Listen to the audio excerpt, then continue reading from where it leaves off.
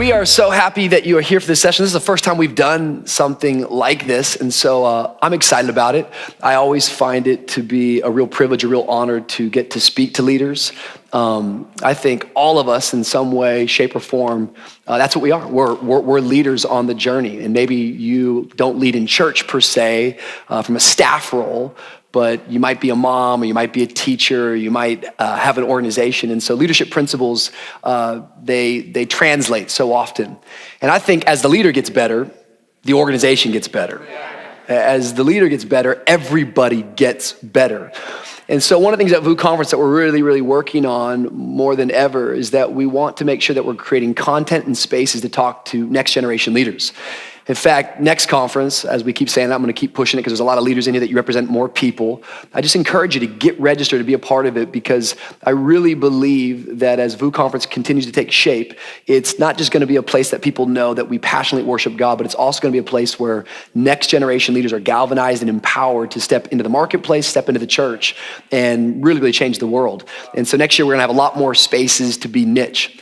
My goal with this session is that we get often just through email, so many people asking us questions about our organization, about our church. I'm one of these kind of people. I'm not one of these like negative people. Like I like things like social media. I actually like the internet. Don't get me wrong. The internet can like take you all the way to the worst places, but it can also create portals for some of the best places. And so with just this thing called an iPhone, so many people have joined into the story of VOU Church, and they've watched from afar, and so they've been curious. And so I thought today, for about an hour here, this is not like a real scripted session. I want to take us through what we call our staff values that are very important to me. I've got some of our staff, some servant leaders up here. Our church is still servant leader led. Well over 1,000 people would call themselves servant leaders at VOU Church. Come on, let's give God praise for that. And I think that's a picture of a healthy church. A healthy church is not the gifts of a couple people, but it's the sacrifice of a lot of people. And what I want to do is I'm going to kind of teach here and there, and then they don't even really know, but I'm going to draw on some of these guys. I'll introduce them as we go. And then judging upon time, I want to open up questions, really leadership, directed questions. We're not going to do like counseling sessions about if you should marry that guy, or, you open up for questions like, I've been dating this girl and I just don't know. It's like, yeah, well, let's talk offline. But maybe be thinking leadership. And it's not because we have all the answers, but I think that we learn together. Our church started, we announced our church September of 2014. I served for many years with my dad, at Trinity Church in Miami Gardens. In September of 2014, we made a big, huge announcement. And part of our conviction as we announced VOU Church, I'd gotten a word from a friend of mine, a leader, Louis Giglio. He said two things to me. He said, this is what I would tell you. I would say, don't ask anybody to go with you. And anybody you don't think should go with you, let them know they cannot go with you. And it was kind of this strong language, but nonetheless, we made this announcement September of 2014. And really, as we made the announcement, we didn't know what was gonna happen next. We literally took a year from announcement to launch. How many know there's a big difference between announcing something and actually launching something? There's a big difference between an idea and then actually executing the idea. What happens to a lot of leaders, they operate in this space called ideation without execution. It only leads to frustration.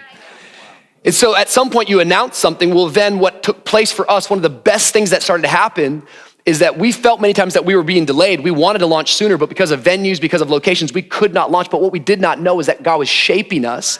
God was developing us, and it was in the wait that amazing things took place, because we started to define who we were. We would spend hours together. I'm looking at Sam and Luke up here and Jerry, some of our key leaders from the very get-go. We used to sit at our house and we put on music, and we would look at different design books and say, all right, what is the look of VOU Church? And we were serious about it, man. We were passionate. We'd play our favorite records, and we were just dreaming up. And you might not think that's a holy moment, but for us, it was a really holy moment. And what I found in that space of the waiting, and this is what I want you to get today, is that leaders that are expecting God to do something great, they don't waste a moment. Right. And I wrote it down this way in my journal. It's that expectation always leads to preparation. So if you're not preparing for it, I think we got a slide. Hopefully, do we have that? I'm already off on my notes. It's okay. I think we got notes. We don't have notes. It's all right. If you're not preparing for something, it's probably because you're not actually believing God to do it. We moved into our office space about a year ago, And right from the get-go, I said, it's not, oh, there it is, look at that. Give somebody in the back a big round of applause. That's awesome. I think someone just manually did that. It was awesome. But this has been a big value point for us, that if we're expecting God to do something, we have to start to prepare for it. Jerry's back here, and we'll meet Jerry in a little bit. She's a key leader in our church. But I remember when we first, I remember I told the team after a year of us, really 2 years of us hanging out, all of us, I said, we got this office space. And Jerry said, Pastor Rich, and this is after 1 year of launch phase, 1 year of being in church. She said, Pastor Rich, I just want you to know, I'm ready to design the entire office space. I've got all the Pinterest boards, because from the very first day we met in your apartment over Olive Garden with 12 people, I started storing references, because I knew there would come a day that God would give us not an office, a headquarters, praise God, and I wanted to be ready to design it. And as she spoke that to me, it's something unlocked in me, that when I'm expecting something, I prepare for it. So maybe you're not leading at the level you want to, but you should start preparing right now today. You should start sharpening your saw right now today, so that God would do something in your life. Amen? All right, so here we go. So we got 7 values for our staff, and we call these our aspirational values. These are things that we are longing to be. And the first one is this thought that everything on our staff and our team is that we want to make it better. Everyone say, make it better. Make it better. Oh, come on, say it louder. Say, make it better. Make it better. As leaders, our first pursuit on the VOU Church staff is everything we do, we want to make it better. And every value has a little blurb attached. So I want to read this blurb to you. Listen to this. What am I doing personally to help us improve organizationally? My role, no matter the job description, is to make the organization better. Here we go. I won't do tomorrow what I can do today. I choose to put my full weight down. Imitate, innovate, evaluate, repeat. Great. So this is our first value as a team, and everyone up here, they could chat on this and how we do this in a practical way. But you want to create a culture of people that are constantly wanting to improve. It's progress over perfection. In fact, you'll never ever be perfect, but you can continue to progress. And what I say to our team all the time is, you don't have to be the best today, you just gotta get better today. So here's the good news. All of my weaknesses right now that you see and that you're aware of, all of my weaknesses and my shortcomings, the good news is who I am next year is not gonna be the same guy. I'm committed to growing, I'm committed to leaning in, I'm committed to progressing. I wanna make things better. I think the Church of Jesus Christ ought to be the most creative place in the planet. We ought to be leading in every sphere of life. People ought to be raised up, equipped, and challenged. And when churches operate in a sloppy way, it does nothing to advance the gospel. So if you're a church leader here right now today, you need to get over yourself. You need to take on, I want a culture of improvement. And the only way you can have a culture of improvement is if you're okay with the friction. Isn't it amazing that the scripture says that iron sharpens iron as one man sharpens another? It's really fun to quote, but have you ever considered what that looks like? It looks like us bumping together, and it looks like us confronting each other and say, you got more in the tank. And until you put a demand on your gift in private, you'll never ever see the world put a demand on your gift in public. And what we're committed to doing at VOU Church is to making things better. And so it's our first value. And I just, maybe Sam Gultieri, I'm gonna go to you. Can we get a mic? Sam is incredible. Sam and his wife, Angel, helped us launch VOU Church. And Sam right now is looking after a lot of our creative areas, our marketing, our communications, has lots of teams, photo team, social media team right now is coming under his care. He works on a lot of the promo stuff. Did you guys like that promo for 2019? Come on, can we just give God praise? I like that kind of stuff.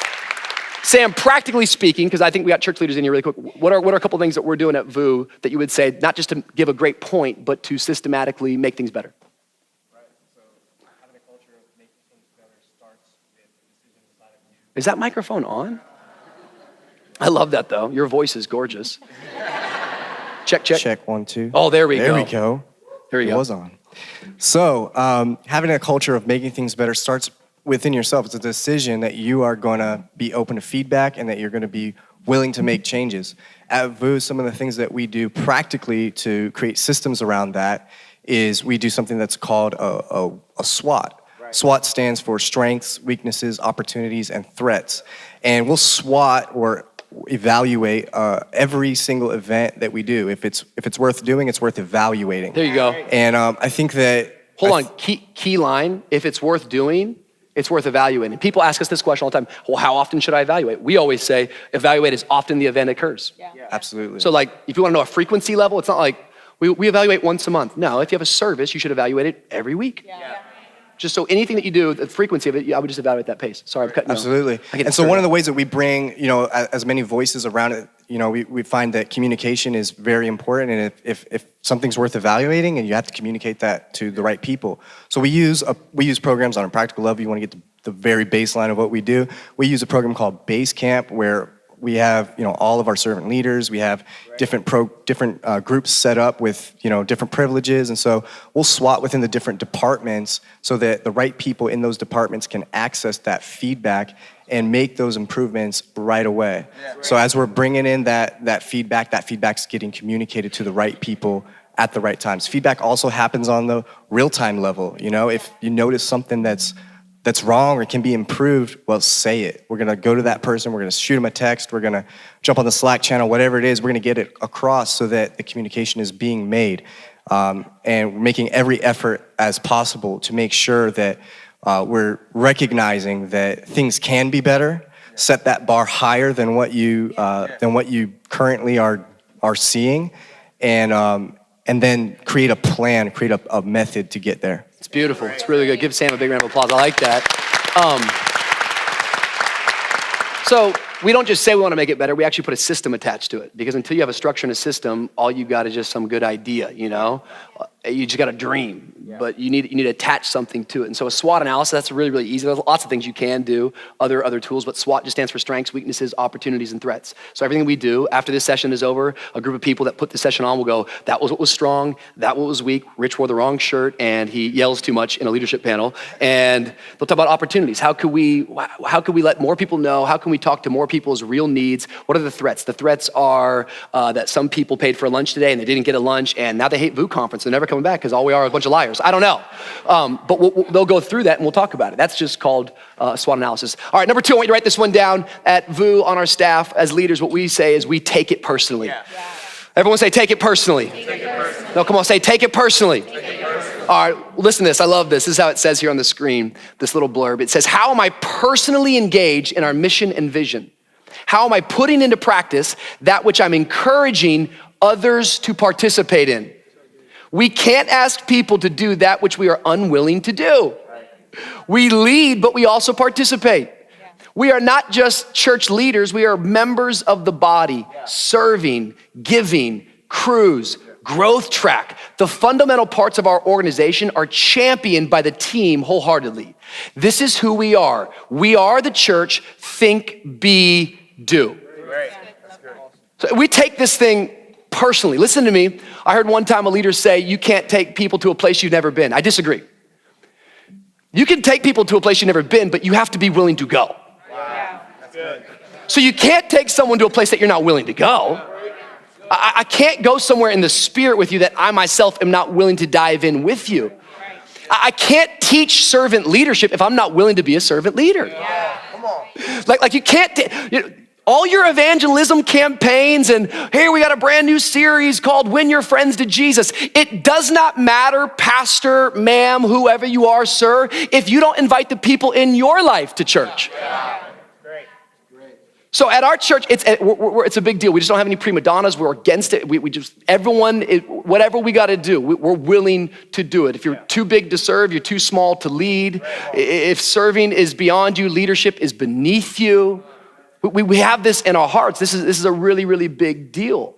And I really think that ministry, as we say, taking it personally, it's not a career. Like if you're signing up for ministry, you're like, that sounds like a good job. It won't sustain you. It's not a career, it's a calling that you have to take personally and be attached to it. Two of my greatest frustrations, this is just pet peeve time, and I can't say this in the main session, but you're real leaders and you're here giving up your lunch for Jesus, you're fasting, some of you. But my greatest frustration, pastors who don't go to worship leaders who don't sit in the sermon. Like, come on, like you can't, like, what are we doing? We're one team. We're one team. One of the things that I'll give you an example. Our church started with these things called crews. Crews are our small groups, just maybe a cooler name, I don't know. But our small groups, the way that they work is they happen every other week, and they happen on seasons. I'm gonna save some time to talk to you about seasons here in a moment, but they happen every other week. So in a season, which is a 3-month window, they happen probably 6 to 7 times in one season. We make a really big deal about them. There's a structure attached to building our crews. You've got 5 different roles just to start a crew. You've got 2 crew leaders, 2 co-leaders, a cultivator, somebody who's supposed to bring the vibe to it. You've got a calculator, somebody who's in charge of the administrative side of it. So just right there alone, it's 2, 4, 6 different people. We call it the building blocks of a crew. But listen, every person on our staff and every person who's in a key role in leadership is in a crew. They're not even considered to be a staff member if they're not. Most of them are leading a crew, let alone definitely in a crew. Why? Because we don't want a church that has small groups. We want to be a church of small groups. And so we take it personally. Number 3, I want you to write this one down. This one's really good. I like this one. Number 3 is work together. Everyone say work together. Work together. Say it, work together. Work together. All right, watch this. This is good as it comes up. Where am I leveraging the talents and skills of those outside my primary team? I'm not too proud to ask for help, and I'm not too busy to be of help. I will inspect what I expect. Collaboration is valued in all aspects of ministry. There are no one-man bands at VOU Church. God is honored in our unity. We seek to honor God by our collaboration in every aspect of his church. I just think about, the church, the scriptures are so clear that it's the body of Christ, that we have different members working together. Yet once again, I think that we as leaders, we must create systems and processes to ensure that we're creating cultures and environments that people are easily working together. And there's these moments that we come in and I've got weaknesses. In fact, when you come onto our staff, there's always a little senior pastor speech I give to everyone. And I always say, hey, you're coming onto staff and you should know that I'm very aware of all of your strengths. I'm very aware that you are better than me in a lot of categories in leadership. You're smarter than me, you're stronger than me. That's another message. Can you lead people that are stronger than you, smarter than you, better than you? If you want to do something great, you got to learn. But I always say, being on our team, you're gonna know all about my weaknesses. I have a lot of them. I have more weaknesses than I do strengths. In fact, I might have one little tiny strength, okay? Maybe there's a little strength. And what your job is to make much out of my one little tiny strength, and you're here to cover all my weaknesses. We're working together. I don't need you to remind me of my weaknesses. I need you to realize that I've empowered you, that we're working together to cover my weaknesses, make much out of my strengths. But it's not just me, it's our teams cohesively together, making sure that we are doing that and that we're working together in every season. Do you believe that today? Yeah. Come on, somebody. I like this. All right. I like this. Number 4, I want to get into a couple more of these. Number 4. Replace yourself. Replace yourself. This is absolutely vital. Who am I empowering today? It's not just about getting the job done. It's about involving as many people as you can. If you replace yourself, you'll always have a place. Leaders who attract leaders are the leaders you can't afford to lose. You can't fill anyone's cup, but you can empty yours. If you aren't bringing someone along and teaching them how to do what you are doing, you aren't leading. We aren't doers, we are leaders. We are intentionally creating and communicating a pathway of growth and purpose for others. So this is leadership, by the way, that you would replace yourself. What happens to us is that we become insecure and we operate in fear and we're afraid if I replace myself, well, then I'm out of a job. But it's actually the opposite. The more you replace yourself, the more the fact of the matter is that you become an asset to the organization that you can't ever lose. Your job is to pour yourself out. I can't fill any of our staff's cup, but I am responsible for constantly pouring myself out and training and giving everything I have to people. It's funny, I was talking to, you hear people sometimes like, oh man, but here's my deal. This is just called a scarcity mindset. This is called a mindset of fear. What happens if I train people and they leave me? Well, that's one way to look at it. The other way to look at it is, what if you don't train them and they stay with you forever? I don't want to get to 60 with a bunch of people that don't know how to do nothing. I want to give everything that I'm learning along the way, that I'm processing out loud, and then I'm transferring and replacing everything that I have in myself. But once again, I think we try to systematically do this. I'm gonna talk to Adrian here for a second because Adrian oversees our iTech location. Adrian has a background in organizational leadership. Him and his wife, Michelle, who's up there, they helped us plant the church as well. And just a couple months ago, he actually came onto our staff and is leading in a really, really incredible way, helping a lot of us. But Adrian, talk just for a minute on this because I think people are going, oh, cool, I wanna replace myself, but what are ways, maybe from a church or an organization, that we can be doing that practically? Yeah, absolutely. So I was talking to Beth from Trinity Harlem about this just earlier. I think what's really important is language. So it's information, but it's also the application, right? So those two things lead to the transformation. Hello. So language that we use on team is that we recruit, we resource, and then we release out. But then how do you systematically build that into what you do? So something we do as part of a staff is we would do something called an off-month meeting. So our church, we'll talk about it in a second, but our church, we work on a seasonal calendar. So the season lasts for 3 months. In that 4th month would be an off month. And we would use that time to bring in different team leaders and talk to them about their team and the health of their team. One of the things we just implemented, which is pretty cool, is we asked every single team to bring in 5 high potential leaders. So we provided a criteria. We said, hey, a high potential leader at VOU Church meets these 4 items. Bring in 5 people that meet those 4 items, and we'll talk through those individuals and talk through how we're resourcing them and how in the next season we're gonna release them out. So what we're trying to equip our team leaders with is some systematic ways of bringing in, identifying people, but then telling them what the next steps are and releasing them out. And one thing that we're trying to coach our leaders on doing is, again, I think language is important, but I also think the application of it is important too. So oftentimes we're saying we want to resource, but then we want to release. Well, how do you systematically do that? Well, one thing that we're teaching operationally is show, tell, observe, verify. So I want to show you how to do what it is that I need you to do. Then I'm going to tell you how to do what it is that I need you to do. I'm going to observe you doing it, and then I'm going to verify that you're doing it correctly. So it's about creating repetition, about observing the behavior, and then about reinforcing it by making sure they're doing it the right way. It's beautiful. I think what I love about it too is just even trying to get people to think that way. Like as I'm doing life, like who's behind me? You know, as a leader, I think Brian Houston one time told me, he's like, whenever I'm looking at somebody, I'm always looking through that person. Meaning who's behind them?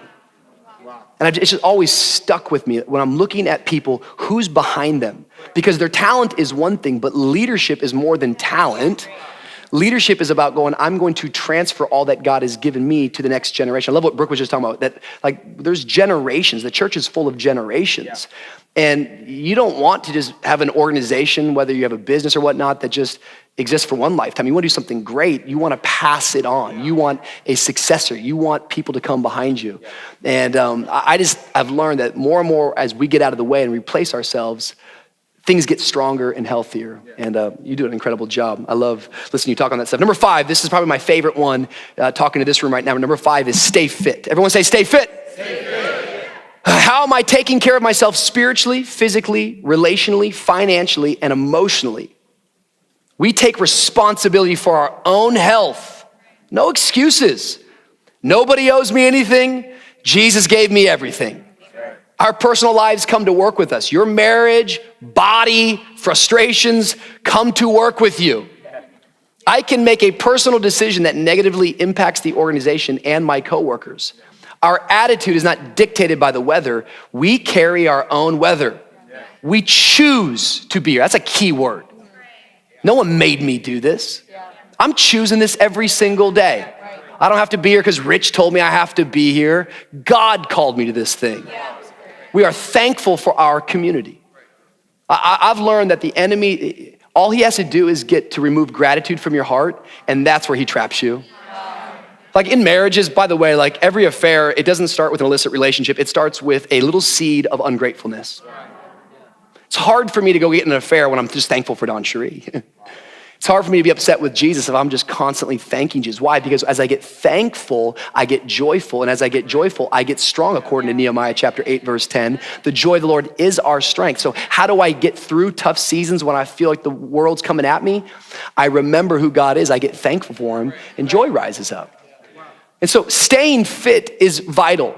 And I wish people would have talked to me about this a whole lot earlier when I was younger, but that's your responsibility. You know that nobody else can have a prayer life for you? Nobody, one day, hopefully they'll come up with an app for this, but nobody can go to the gym for you. Like nobody can get your body into shape. This might sound funny, but I'm actually really serious about it. Like I was talking to a young church planter not too long ago, and he goes, "All right, Rich, what's some of your best advice for me right now? I was about to plant this church." I said, "You need to enjoy the journey, and you honestly right now you need to lose about 25 pounds." He was like he thought I was gonna say something spiritual, like, you know. I was like, "No, it's true. Like the way you're taking care of your body right now is you're gonna find yourself under so much more attack because your body physically just doesn't feel good. And all of the spiritual pressure that's coming your way, you don't need anything else to get in the way." I think the body of Christ has to rise up and understand that not everything is always a supernatural problem, but rather some things are a natural problem. There is a correlation, but we must war in the supernatural, but we must take care of ourselves in the natural.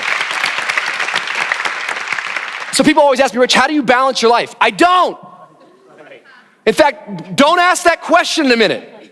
Our staff, as we have people come in and talk, I've told them, do not ask another leader again how you balance your life. Because you don't.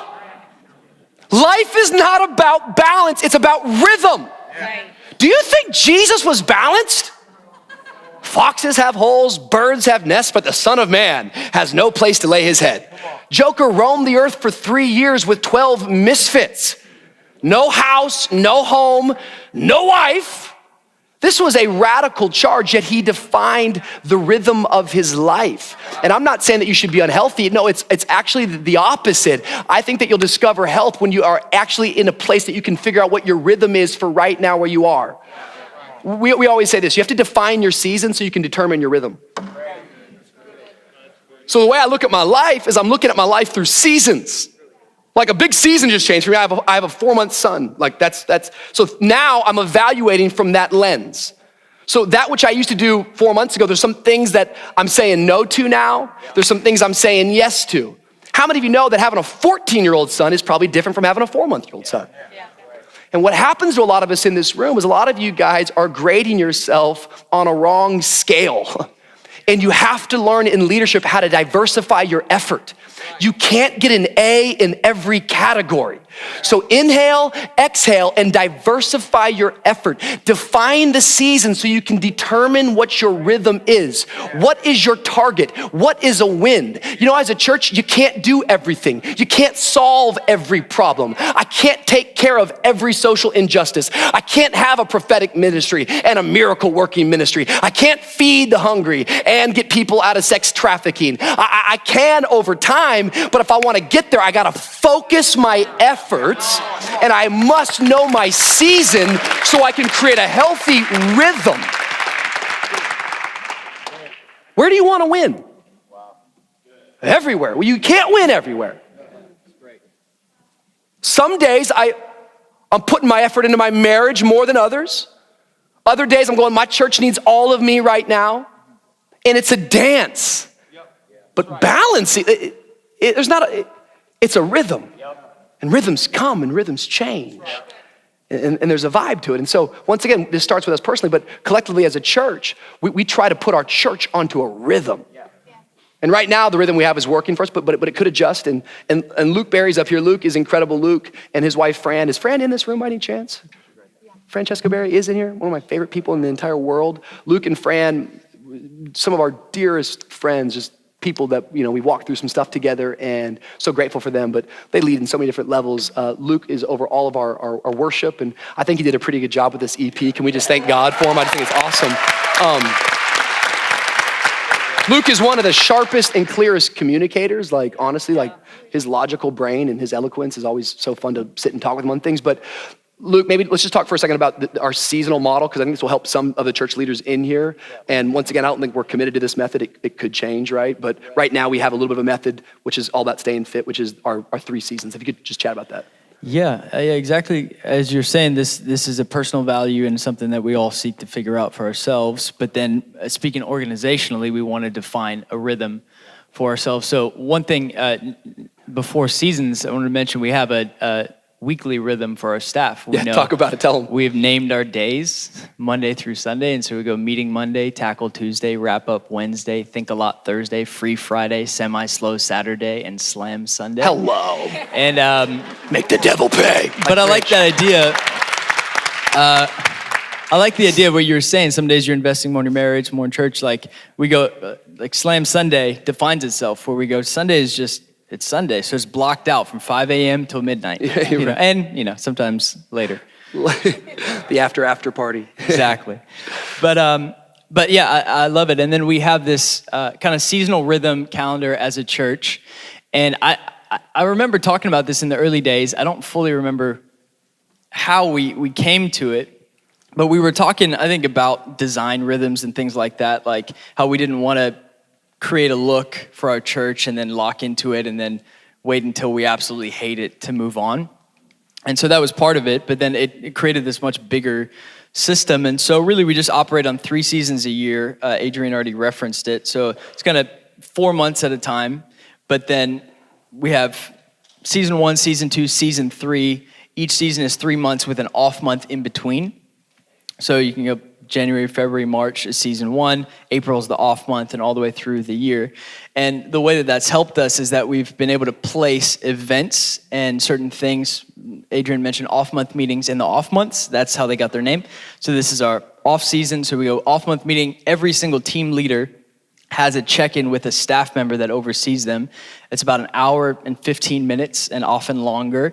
And it starts personal. How are you doing? How are you feeling? And then we get into all very specific measurable questions. We take notes, we submit the notes, and we review them. Next season, we look back and go, hey, this is what we're talking about last season. We're talking about this again. What didn't change over the past 3 months? But then we also place with crews, we take the off months off of crew. And so it gives our crew leaders a month to rest. And then we come back and we just find that we're refreshed. We have greater energy and we're excited. It builds kind of anticipation as we take a month off. Stopping and restarting is actually really powerful with different things. Just because something's working doesn't mean you should keep doing it forever. Jeez. So for example, we do this thing called Creative Collective. And last season, we decided we weren't going to do it because the previous season's collective felt a bit challenging, and we were launching a new location during season 1. And so we went in season 1, we won't do collective. And then like Sam said, we'll evaluate. So the season ended, and we said, hey, we lost some of the real benefits of collective. We're glad we got the break, but we're going to bring it back in season 2. And so it just helps us to make those kinds of decisions. We place VOU Girl. We know there's certain events that happen. VOU Girl, Creative Collective, Crew Catch-Up, Crew Coaching. We know where they fall throughout the year because of our seasonal model. And then it also helps with all of our design, staging, environments. That stuff shifts seasonally. And so we've got a whole season to prepare, and we know those deadlines of when that stuff changes. It's beautiful. Great job. I love that. It's good stuff.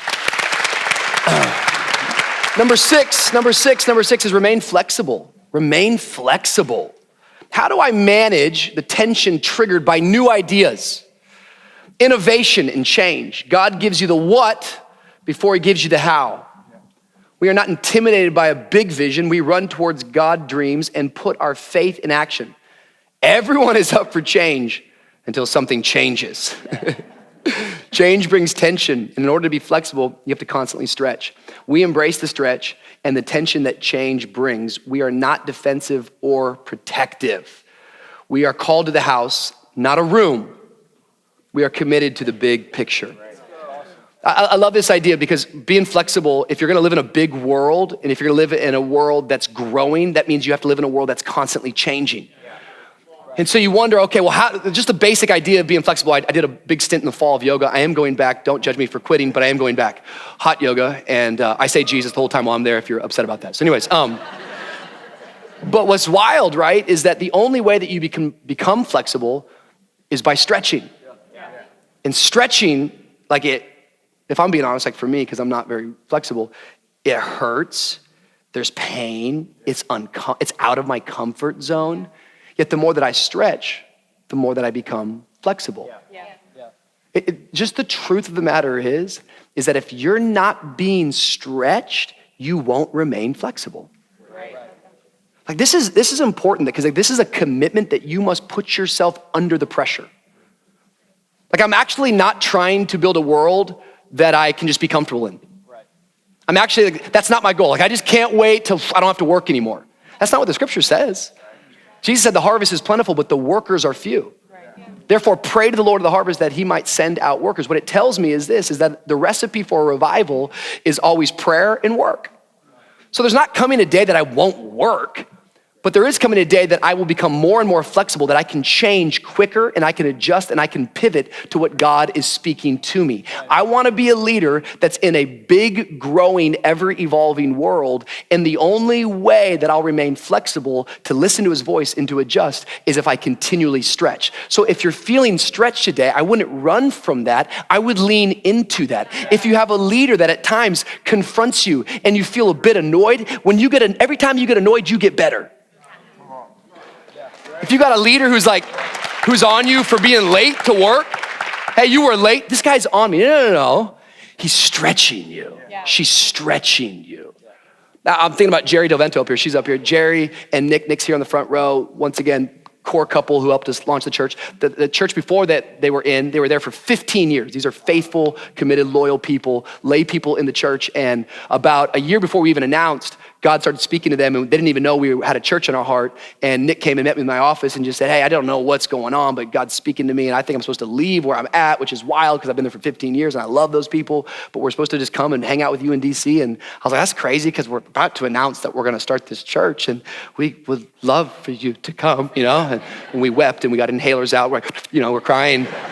But Jerry, we kind of call her like Project Mom in our house because like she just is, if there's a project, Jerry's a part of it.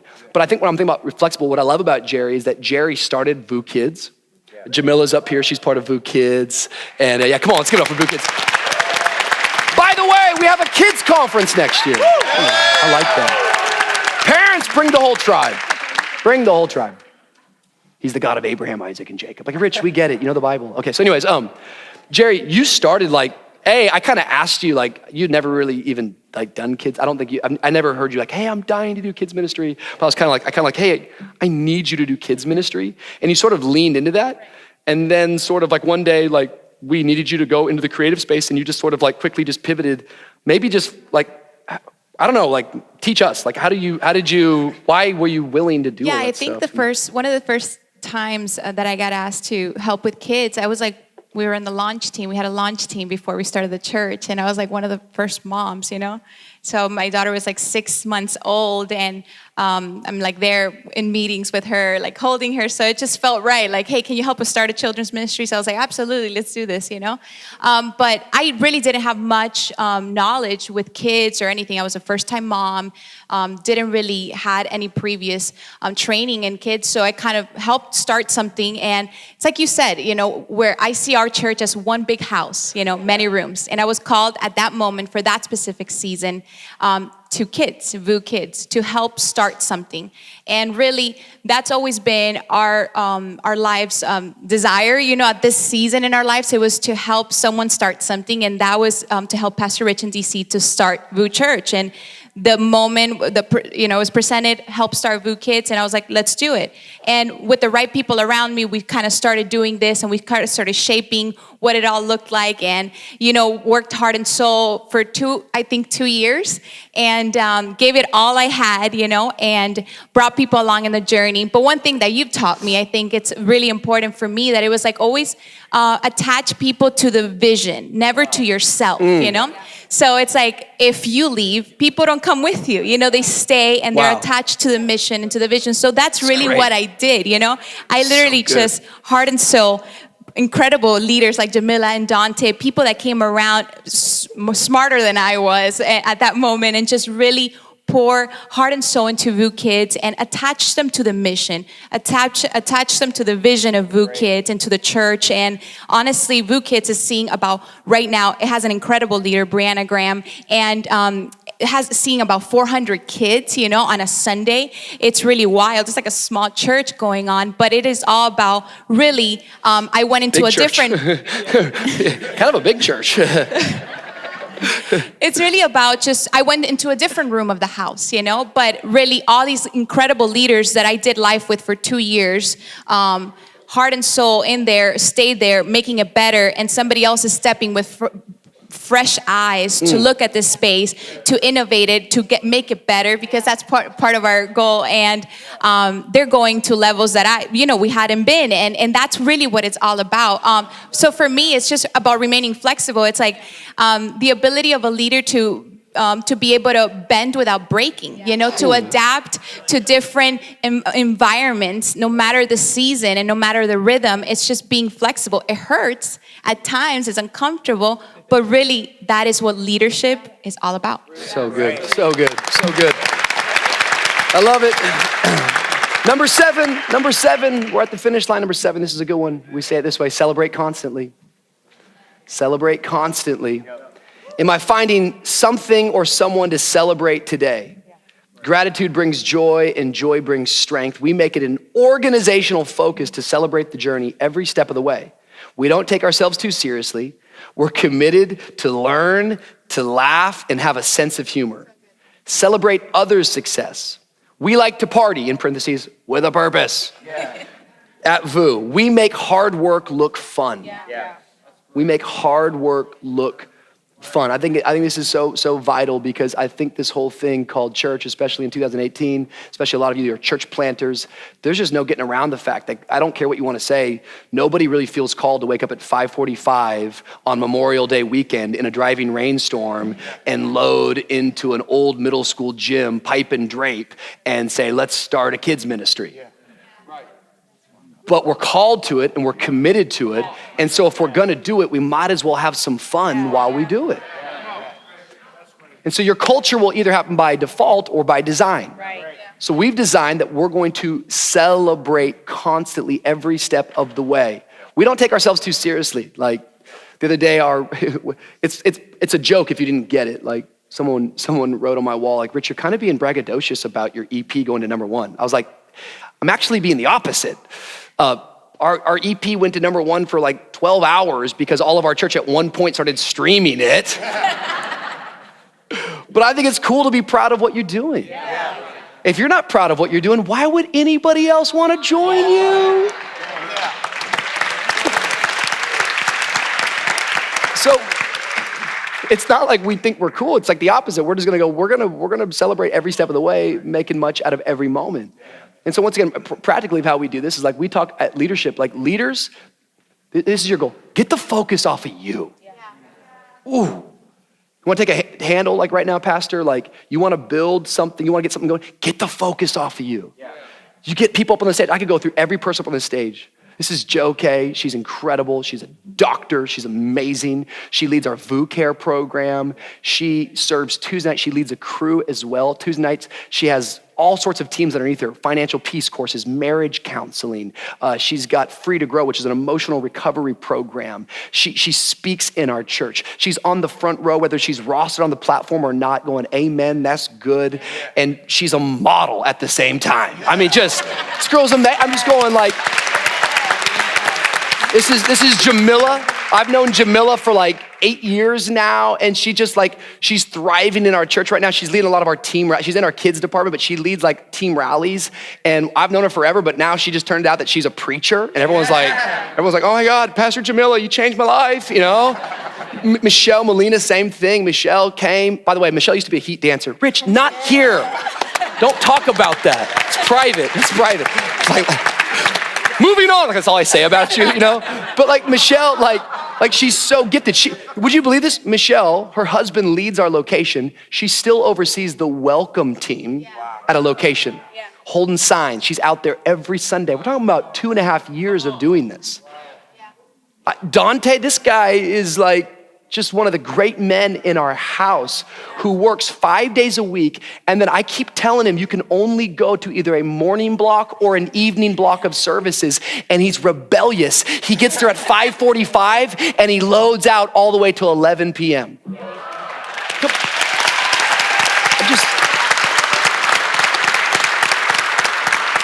All I'm trying to get in your spirit is that it's not hard to find something to celebrate. If you'll just people are not coming to our church because I'm savvy and smart. It's just not the truth. They're coming because they're falling in love with this culture and this community of people that are sacrificially. So if I have the microphone the most, That means I should be celebrating others the most. That's our role. That's our role. And so like practical ways, how do we do it? Like would you believe this?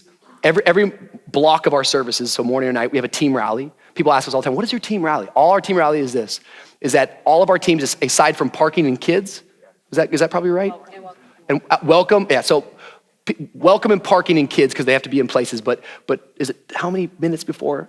35 minutes, 25 minutes? Help me, Luke, somebody. 35 minutes before any one of our blocks of services, we have 2 leaders come out and they go over one of our church's 7 values. And they come out and it's just a moment to encourage. So everyone gathers at the front. The worship team is behind them. Lots of times we'll have a brand new worship leader who's never led a song before, and that's where they start, is in team rally. And all it is a 6-minute moment, you know? And they walk out and we put new people on the platform and they just encourage the team. They speak life in the team. They go through one of our church values and they just remind everyone why we do what we do and who we are. We give a couple key inside announcements, and then we always pray big and we worship. We just set the atmosphere. You could do that tomorrow. It's very, very easy. It gets everyone on a mission, gets everyone excited. And then this is what we do. Every service that we do, every service that I preach, at one point I was preaching 6 services on a Sunday, 9:15, 11, 1, 4, 6, and 8. And every one of those services, I still would join in the back what we call a platform huddle that happens 20 minutes before the service. This has been vital to our church. And I look people in the eye and I open the curtain behind of what all this stuff is about church mechanics. And we just speak publicly. There's people that are brand new serving on the backstage of production teams. They don't even know me. And I'm just talking to people as if like I'm like, hey, you. They're like, I didn't know this was gonna happen today. And I just start telling them things that I'm hoping is gonna happen in that meeting. We just start going into making things better. If the last service, someone was off key, or if the last service, somebody did something silly, we just talk about it right there. But we always look at people and say, you were awesome. We do the thing called gang ball. This is really easy. I stole this from Chad Veach. I give a game ball to someone outside of my core team and I speak life over them. Once they get the game ball, they then have to speak life over somebody else opposite of their core team. And we'll get like 4 or 5 game balls going around. And I'm like, all right, we have to actually go to church, you know? We'll worship back there. If it's someone's birthday, we'll say happy birthday. If someone just got married, we'll lay our hands right before church and say, let's pray for this couple. And so it's just a huddle, it's a practical thing. And then one of our key things that we did from day one is that from day one, the church started in my house. And so to this day, even to this day, almost every other Sunday night, we have a thing called family dinner. That after loadout's done, I think now it starts around 10 p.m. at night. I know it's crazy, but we have a conviction about it. 65 to 80 people now I have a home, I used to have a little apartment, show up in our house, they gather, and we just throw a party. Like it's not really like spiritual, it's just a party.